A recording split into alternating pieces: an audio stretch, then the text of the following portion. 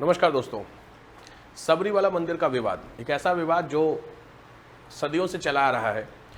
अभी कोर्ट के थ्रू है, बाकी बहुत दिनों से डिबेट में चल रही थी कि यहाँ पर जो महिलाओं की एंट्री है उसको लेकर के इश्यू रखे हैं कि 15 साल से 49 साल तक की जो फीमेल हैं वो इसमें एंट्री करना चाह रही हैं अयप्पा मंदिर में बेसिकली। और मंदिर जो प्रशासन है उसका कहना है कि बेसिकली हम इन महिलाओं को एंट्री नहीं दे सकते हैं। तो ये एक इश्यू सुप्रीम कोर्ट में इधर रिसेंटली लगातार डिबेट पे हो रहा है। तो सबसे पहले समझने की कोशिश करते हैं आखिर क्या है।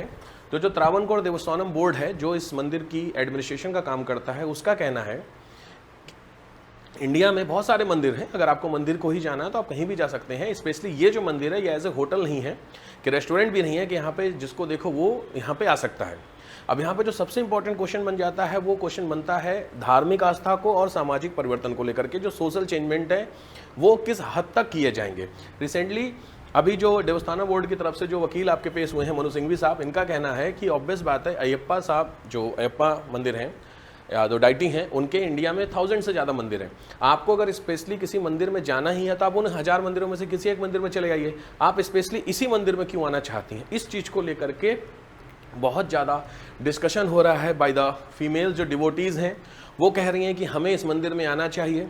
सुप्रीम कोर्ट का कहना है कि धार्मिक आस्था के नाम पर या सामाजिक परिवर्तन के नाम पर जो करोड़ों लोग हैं उनकी धार्मिक आस्था में हम छेड़छाड़ नहीं कर सकते हैं। तो बहुत एक अच्छा डिबेट हो रही है सुप्रीम कोर्ट में इस चीज़ को लेकर के, जिसमें से समझने की हमें ज़रूरत पड़ती है कि क्या वास्तव में इन लोगों की जो डिमांड है वो जेन्युइन है फीमेल डाइटी की कि हमें साहब जाना चाहिए, और जो दूसरी तरफ देवस्थानम बोर्ड है वो कह रहा है कि क्या वास्तव में यहाँ पे इनको एंट्री करनी चाहिए या नहीं करनी चाहिए। अगर रिसेंटली बात की जाए तो 1990 में केरल हाईकोर्ट का एक डिसीजन आया था, जिस डिसीजन में बोला गया था कि इस पर्टिकुलर एज ग्रुप की जो महिलाएं हैं वो महिलाएं नहीं जा सकती हैं। केरल हाईकोर्ट का बाकायदा डिसीजन था कि जो 15 साल से 49 तक की एज की ग्रुप की महिलाएं होती हैं वो इसमें नहीं जा सकती हैं। और इस डिसीजन को सुप्रीम कोर्ट में कई बार चैलेंज किया गया और फाइनली सुप्रीम कोर्ट ने बोला था कि हाँ ठीक है, डिसीजन जो था वो गलत था और इसमें महिलाएं जा सकती हैं। उसको बार बार जब रिव्यू पिटीशन में डाला गया तो फाइनली सुप्रीम कोर्ट ने इस डिसीजन को रिवर्स किया मतलब सुनने की चेष्टा शुरू की। और अभी सुप्रीम कोर्ट के सामने 7 सवाल निकल करके आते हैं। वो आपके सामने 7 सवाल हैं, जिसमें सबसे पहला आता है 25 के तहत धार्मिक स्वतंत्रता की सीमा और इसकी दायरा क्या होना चाहिए, व्हाट इज द लिमिटेशन। दूसरा, what is the morality and constitutional morality, इसमें क्या डिफरेंस होता है। थर्ड इज धार्मिक प्रथाओं से कोर्ट के हस्तक्षेप या न्यायिक समीक्षा की सीमा कहां तक हो सकती है, मतलब जो कोर्ट है वो रिलीजियस मैटर में कहां तक एंट्री कर सकता है, डिबेट कर सकता है। 25-26 के बीच का जो डिफरेंस है वो क्या हो सकता है। क्या अनुच्छेद 26 के तहत मिलने वाले अधिकार 25 के ऊपर है, ऐसा भी एक डिबेट होती है। दूसरे आते हैं अनुच्छेद 25 में हिंदुओं का जो वर्ग है, क्लास ऑफ हिंदू हैं, आखिर वो क्या है, कौन होते हैं हिंदू, हिंदू के अंदर कौन कौन से लोग शामिल हैं, इनको क्या क्या अधिकार होते हैं। एंड व्हाट इज, क्या कोई व्यक्ति, जो सबसे इंपॉर्टेंट डिस्कशन हो रहा है वो डिस्कशन हो रहा क्वेश्चन नंबर 7 को लेकर के कि क्या कोई व्यक्ति भारत में जो किसी अन्य कम्युनिटी का है, रिलीजियस कम्युनिटी का, वो किसी अदर रिलीजियस कम्युनिटी के मैटर में इंटरफेयर करके कोर्ट में PIL डाल सकता है या कोर्ट में केस कर सकता है। इसको लेकर के सुप्रीम कोर्ट में बहुत इंपॉर्टेंट डिस्कशन चल रहा है। अब यहाँ पे सुप्रीम कोर्ट के सामने जो सबसे इंपॉर्टेंट 5 क्वेश्चंस आते हैं उनको समझने की कोशिश करते हैं। सबसे पहला क्वेश्चन होता है PIL को लेकर के कि क्या किसी धर्म के मामले में PIL दायर की जा सकती है, कोर्ट में केस किया जा सकता है PIL। अगर हाँ PIL कह सकती है तो कौन कर सकता है, क्या उसी क्लास का व्यक्ति कर सकता है जो उस रिलीजन का है या किसी और रिलीजन का व्यक्ति PIL कर सकता है।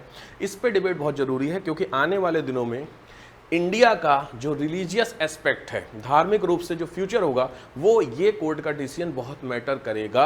वो आप कह सकते हैं कि धार्मिक रूप से इंडिया को डिसाइड करने का काम करेगा। क्योंकि अगर यहाँ पे सुप्रीम कोर्ट ने यस में डिसीजन दिया कि हाँ ऐसा कर सकता है, तो आने वाले दिनों में हर दूसरे धर्म का व्यक्ति किसी भी धर्म में PIL लगा करके उस धर्म में होने वाली कुछ गलत प्रथाओं के प्रति क्वेरी कर सकता है और केस कर सकता है। तो आने वाले दिनों में रिलीजियस पॉइंट ऑफ व्यू से थोड़ा सा इस पर डिबेट होने की संभावना है या डिस्कशन होने की संभावना है। कई बार यही जो छोटी छोटी चीजें होती हैं वो आने वाले दिनों में क्या हो सकती हैं, गलत साबित हो सकती हैं। दूसरा जो इंपॉर्टेंट क्वेश्चन होता है कि जो सोशल रिफॉर्म है उस सोशल रिफॉर्म की सीमा कहां तक होनी चाहिए। भाई सामाजिक रूप से परिवर्तन बहुत जरूरी है, सामाजिक रूप से सुधार भी बहुत जरूरी है, लेकिन जो सामाजिक सुधार है ये सुधार क्या धर्म में हस्तक्षेप करके किया जा रहा है। धर्म में अच्छी चीजें भी होती हैं, धर्म में बुरी चीजें होती हैं। यहाँ पे पॉइंट आता है कि जो बुरी चीज है वो किसके लिए बुरी है, किसके लिए अच्छी है। हो सकता है किसी धर्म में कुछ ऐसी चीज़ें जो उसके फॉलोअर को सही लगता हो, लेकिन दूसरे धर्म के लोगों को वो गलत लगता हो, XYZ, ऐसा बहुत सारे एग्जाम्पल्स हो सकते हैं। तो इसमें क्या, अगर दूसरे व्यक्ति को जिसको गलत लग रहा है वो उसमें PIL लगा करके उसके ऊपर क्विज कर सकता है। अगर ऐसा है तो आने वाले दिनों में इश्यूज हो सकते हैं।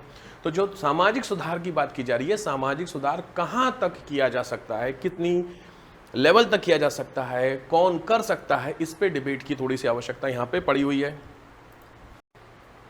नेक्स्ट जो इंपॉर्टेंट डिबेट आती है वो आर्टिकल 25 से आर्टिकल 26 के बीच में। Basically article 25 individual freedom of religion की बात करता है कि हर व्यक्ति को भारत में धार्मिक स्वतंत्रता का अधिकार है।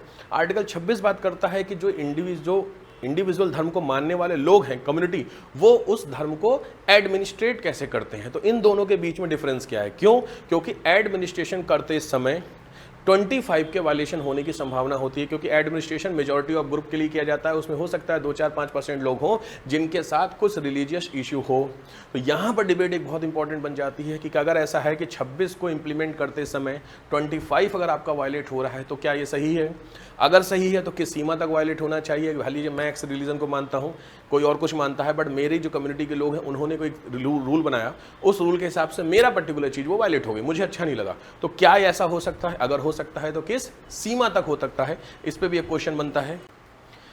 नेक्स्ट जो इंपॉर्टेंट डिबेट आती है वो यहाँ पे डिबेट आती है कि जो धार्मिक सीमा है, लिमिट ऑफ रिलीजन है, वो लिमिट ऑफ रिलीजन तय कौन करेगा? कोर्ट क्या इसको तय कर सकता है? सुप्रीम कोर्ट के सामने भी था। इसके लिए सुप्रीम कोर्ट ने भी कुछ रेफरेंसेस लिए हैं, जिन रेफरेंसेस में जो रिलीजियस बुक्स हैं उनकी बात उठाई गई है कि धार्मिक जो किताबें हैं उन किताबों में माना यह जाएगा कि कोई भी चीज़ गलत नहीं लिखी हुई है। तो अगर उन किताबों में जो बातें कही गई हैं उन किताबों की बातों की बेसिस पर सुप्रीम कोर्ट डिसीजन देगा। ऐसा भी सुप्रीम कोर्ट में डिबेट हुई है और फाइनल लगभग डिसीजन निकल करके आया है, जो कि जरूरी भी है।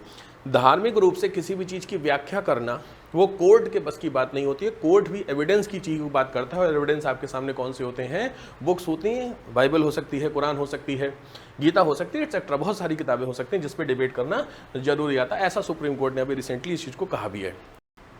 और जो सबसे इंपॉर्टेंट यहाँ पर डिबेट हो रही है वो ऑब्वियस महिलाओं की एंट्री को लेकर के की जा रही है कि क्या महिलाओं को एंट्री दी जाए या ना दी जाए। अब यहाँ पे क्वेश्चन आता है कि आखिर इशू क्या है। तो इशू बेसिकली ये होता है कि जो अयप्पास हैं वो भगवान शिव और विष्णु की संतान होती है। पौराणिक कथाओं के अनुसार अयप्पा को भगवान शिव और जो मोहिनी अवतार भगवान विष्णु ने लिया था उनके पुत्र माने जाते हैं। इनका नाम हरिहर पुत्र है, यानी हरि यानी विष्णु और हर यानी शिव। इन्हीं दोनों भगवान के नाम पर इनका नाम पड़ा। इसके अलावा भगवान अयप्पा को अयप्पन, शास्ता, मणिकांता के नाम से भी डिनोट किया जाता है। अयप्पा स्वामी को माना जाता है ब्रह्मचारी, ठीक है। तो केरल में शैव और वैष्णवों में बढ़ते वैमनस्य के कारण एक मध्य मार्ग की स्थापना की गई थी, जिसमें अयप्पा स्वामी का सबरीमाला मंदिर बनाया गया था। इसमें सभी पंथ के लोग आ सकते हैं। ये मंदिर लगभग 800 साल पुराना माना जाता है। अयप्पा स्वामी को ब्रह्मचारी माना गया है।